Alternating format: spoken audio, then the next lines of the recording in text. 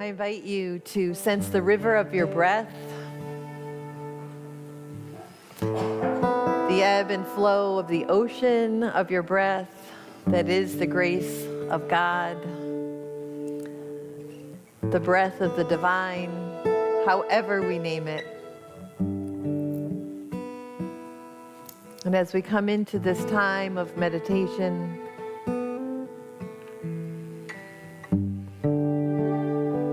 let the waves of music, the ebb and flow of the sound and silence, the sound and silence of my voice, the ebb and flow of your breath lead you deeply to that space of the infinite in you that is also everywhere around you.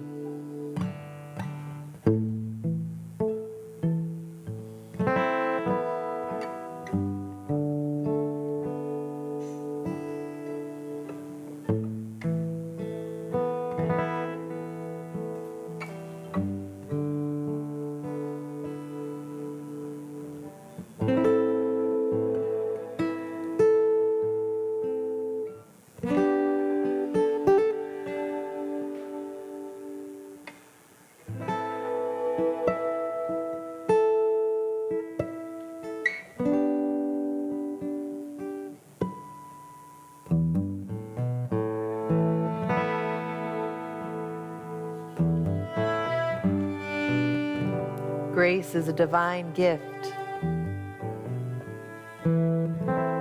gentle, unexpected, ever present.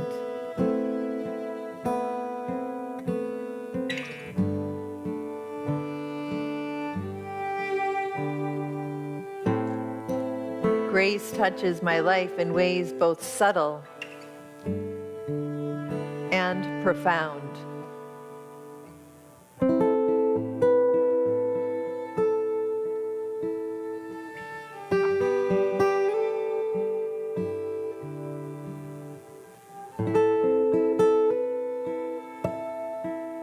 When I open my heart to God's goodness, I find grace.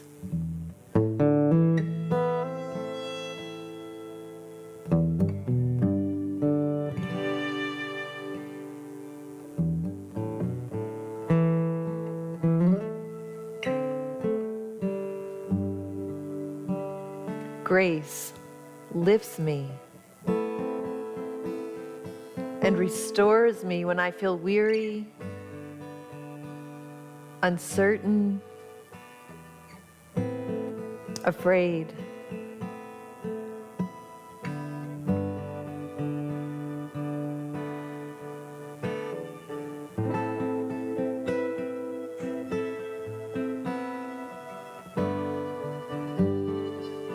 Grace cracks open my heart with understanding and compassion, with forgiveness,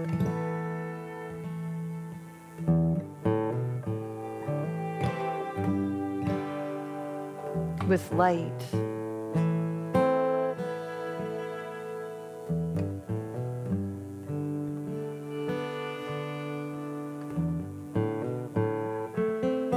I am never alone because grace is always with me.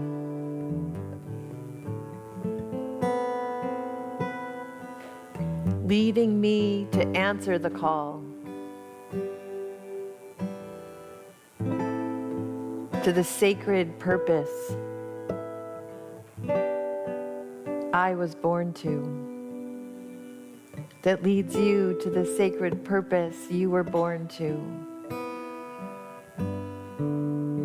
that leads us to our shared sacred purpose.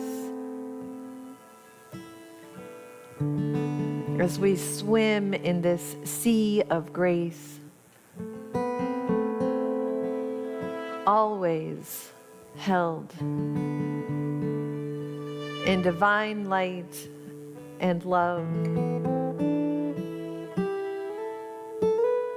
and peace.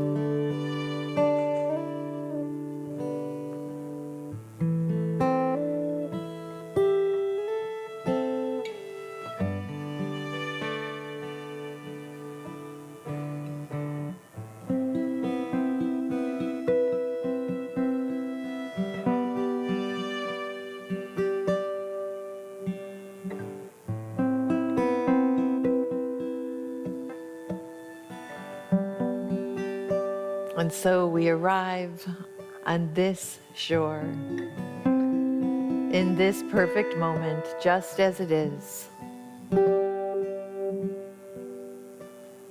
And all is well. And so it is.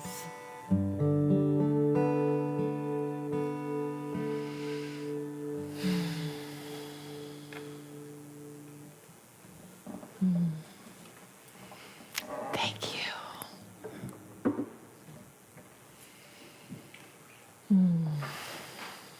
Can you hear that music vibrating, thrumming? So I am going to start with a disclaimer, which I tell people all the time, don't ever begin with a disclaimer. But there are several metaphors in here, so take which one lands with you, leave the rest behind. But I'm going to begin in this swimming in the sea of grace with a little passage about the hiding hand.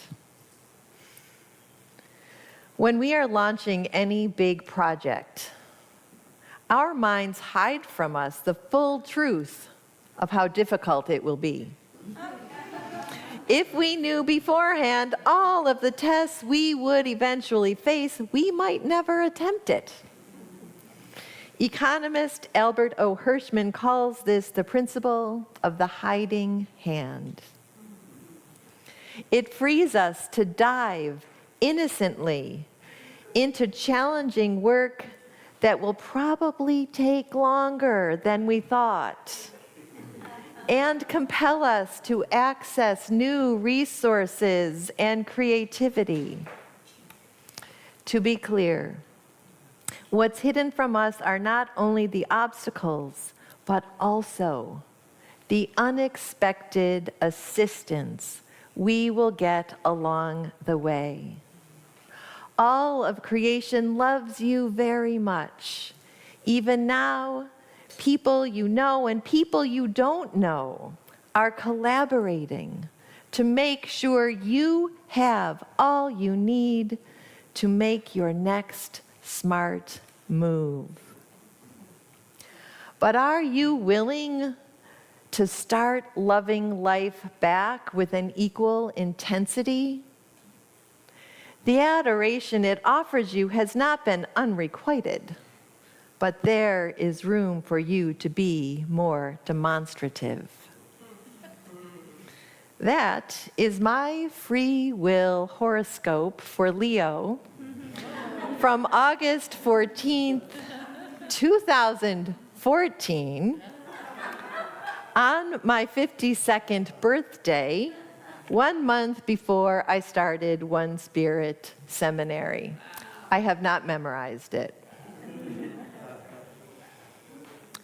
In preparation for swimming in the sea of grace today, as I said, with equanimity and the gift of tears kind of working a little bit at odds with each other and me, on this 10th anniversary of my ordination, I pulled out my reflection that I wrote at the end of my first year of One Spirit, that I sent to my lovely dean, Reverend Bob. And I started my end-of-year reflection, my journey through the world's wisdom traditions and how they definitely compelled me to access new resources and creativity.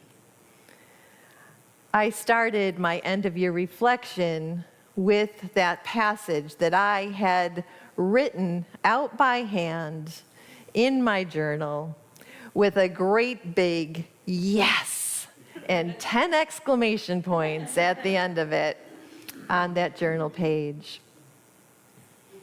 On that first day of seminary in September, not even quite a month after I wrote that, we went around the room introducing ourselves, and what I said is, I'm not sure how I'll be cracked open. I just trust that the cracking open is coming. So maybe my title and the metaphor could be mushed into the story of the hiding hand in the sea of grace. I feel a little bit like that was True Confessions, that one of my spiritual practices for many, many years has been reading Rev Brigid and my free will horoscope. Here's a little bit from this week. He wrote in this week a little bit about the teaching, a thread of thought in some teaching in modern non-dual spirituality. He writes, there is a form of storytelling, self-storytelling, right? The stories we tell ourselves about ourselves, that becomes a prison. We all have narratives that harden into compulsive loops, rehearsals of grievance, fixed identities forged from old injuries, endless re-litigation of humiliation and betrayal. To question such stories can be good medicine. We should ask ourselves whether those stories are true and whether they are the only stories available to us. Those imprisoning stories, here are some that I have heard in the wee small hours of a morning in my chatter. I have to be cheerful and positive all the time in order to be loved. I have a failed marriage because I couldn't stick it out. I'll just do X, Y, or Z just this one more time, and then I can stop because I have it all under control. I have to manage everyone's emotional responses so everyone is peaceful and happy all the time.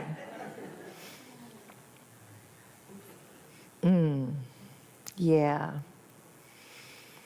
But Rev Brigid also cautions that our good medicine of questioning those harmful stories can lead us to forget the good medicine and power of telling our life-giving stories.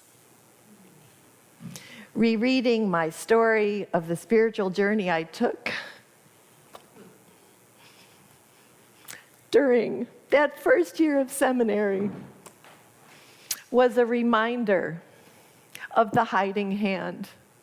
How much more challenging it was once I was living that, yeah, I think I'm going to do this thing, but also how much grace and beauty and support there was. It's a reminder that I am always and in all ways swimming in that sea of grace, even as it was a reminder that I still have some of the same shit that I'm dealing with. That is a sacred word sometimes. Have you ever felt like that? Do you have some stories going on in your mind that have imprisoned you over the years into a way of being that no longer serves? What is our story? What is your story? What is my story? Of living with reverence for what connects us, not fear over what seems to separate us. What grounds us in a deeper way of listening to that inner voice that sometimes we call God, and sometimes that little 3-letter word trips us up. How do we listen deeply to that unifying consciousness beneath and around anything that would seem like differences between us?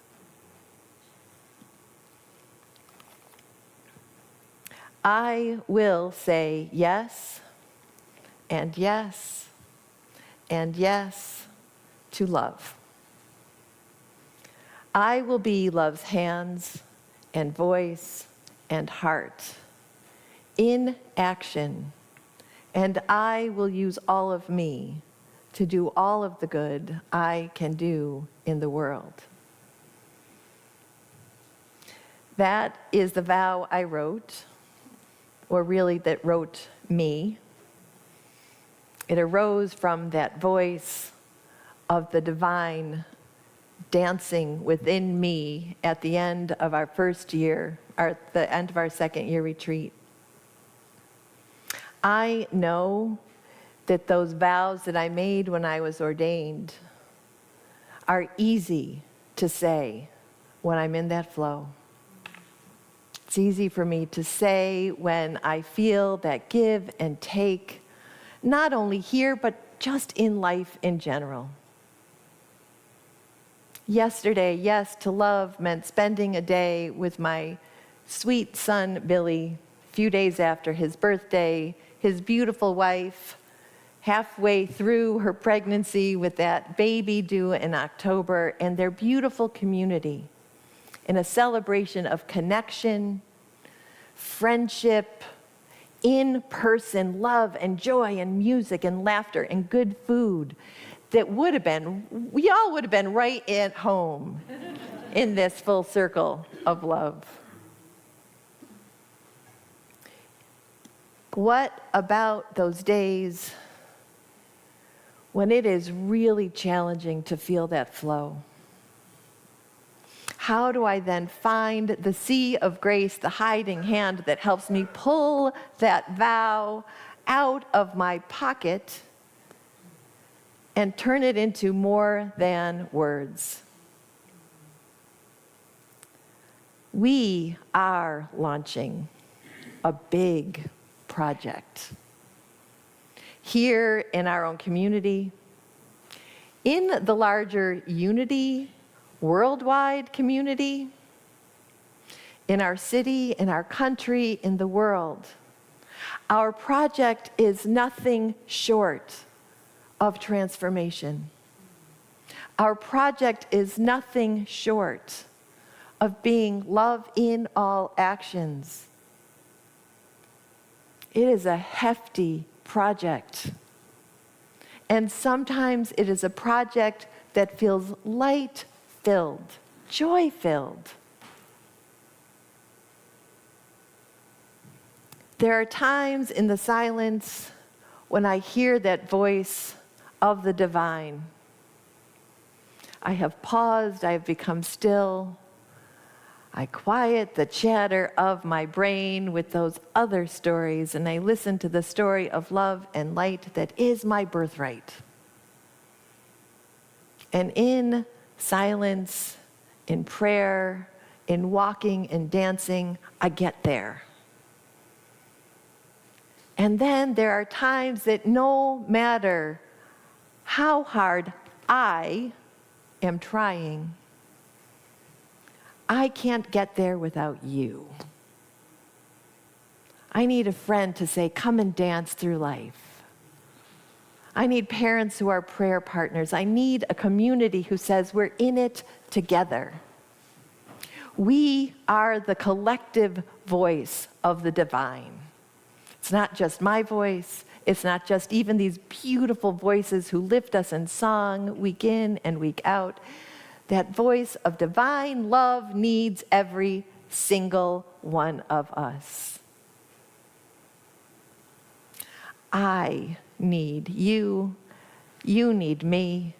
And isn't that the beautiful gift of the hiding hand swimming through the sea of grace? See, I got us there with that metaphor. 10 years ago, I had no idea what living these vows would mean.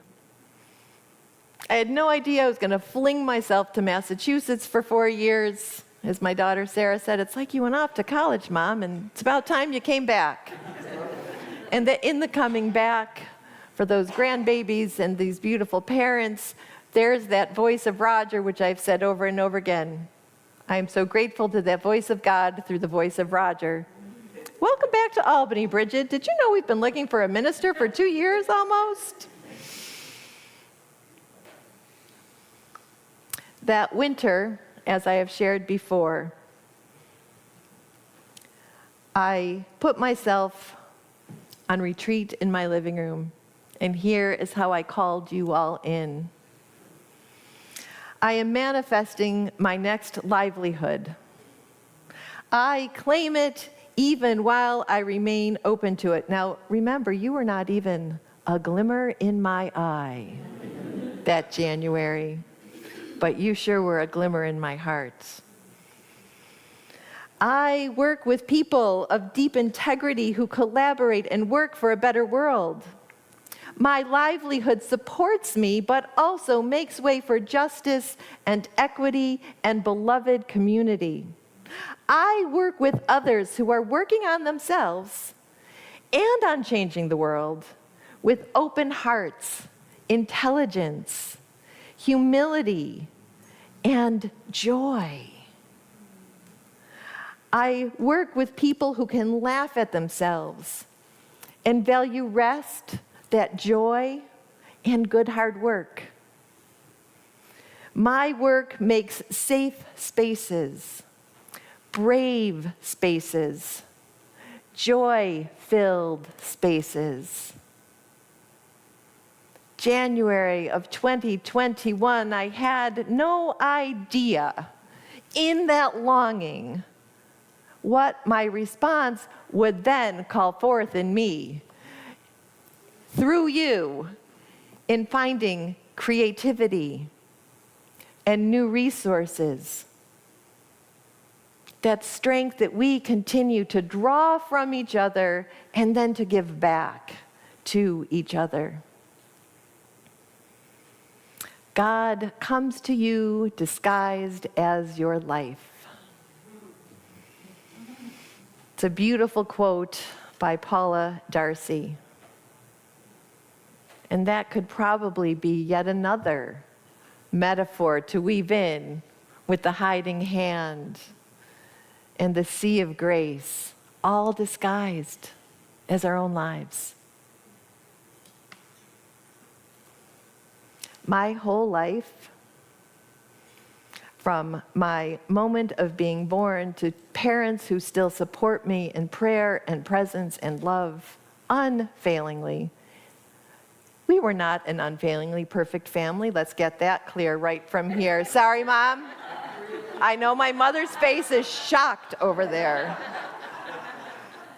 Generationally, let me tell you, my children will also assure you that they were not raised in a perfect family as well. It reminds me all the time. My whole life is in God. Your whole lives are in God. We together are held in that sea of grace. And just when we need a hand to help us pull that vow we have made to ourselves and to the God within, that divine spark, there you are. We reach our hands out to each other, and we pull each other in.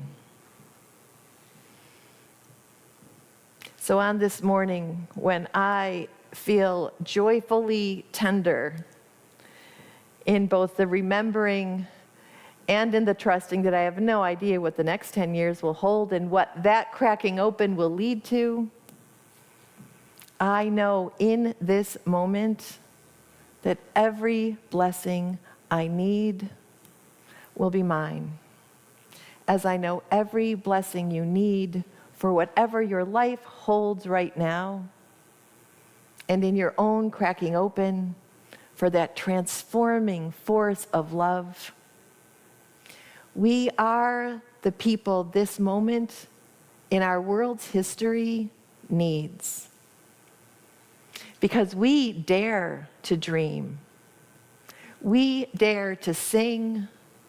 We dare to love in ways that are tender and beautiful and heartwarming, and in ways that fiercely ask us to dig deep.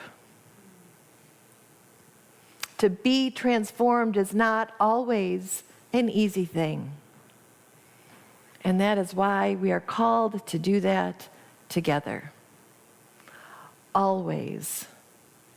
And in all ways, trusting that that hiding hand, that sea of grace, that this beloved community, the community beyond these unity walls, we need each other. And that we are the miracles we've been waiting for. So I'm going to pause for a moment of quiet. And I'm going to ask you to listen to the voice of your own heart. What is the vow to yourself, to that divine within you, that you commit to or recommit to here in these moments of shared quiet and shared connection?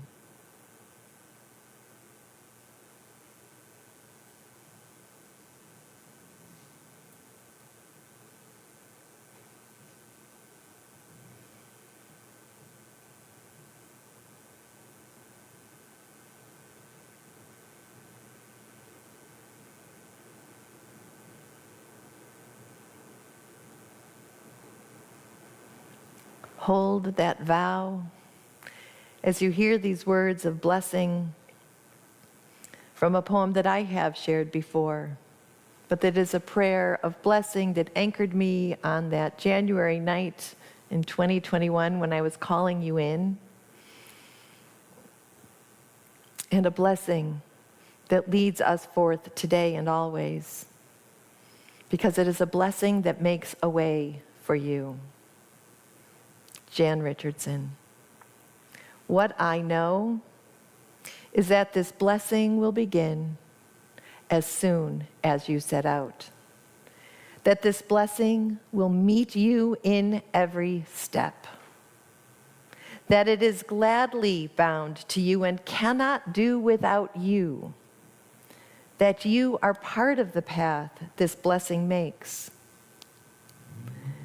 That it creates a way not only for you, but through you, in you, and that it finds its road as you find yours.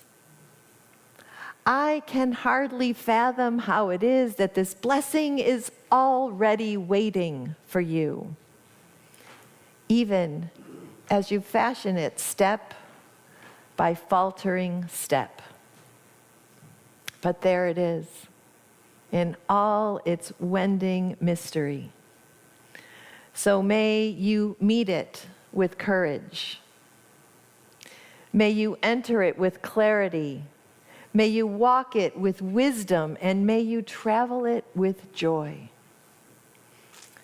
May you come to it not as one buffeted by chance, but as one who has chosen.